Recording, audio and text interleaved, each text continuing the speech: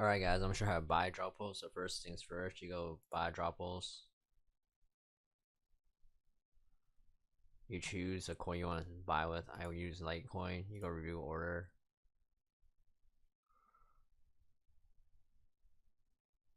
And it'll tell you how much you gotta buy and you continue with payment. Since I already have one, we'll go back here.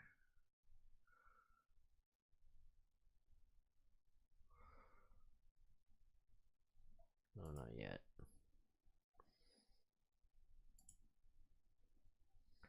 Still pending.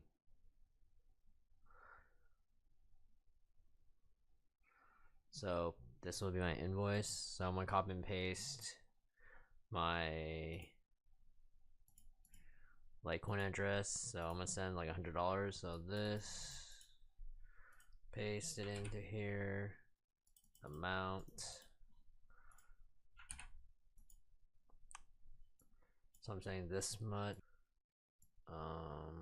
And I'm gonna continue, confirm. Boom, is going. And that's how you send that coin. And thanks for watching guys, and this is how you buy the Dropil coin. Peace out.